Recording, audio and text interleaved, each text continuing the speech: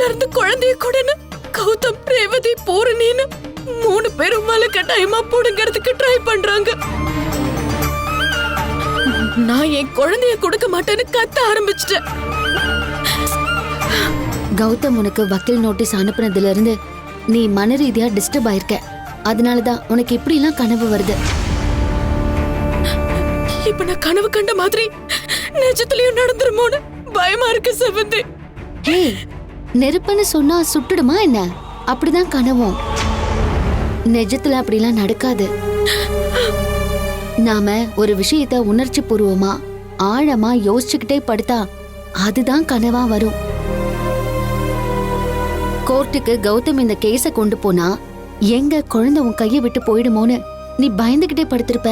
அதான் இப்படி ஒரு மோசமான கனவு வந்திருக்கு.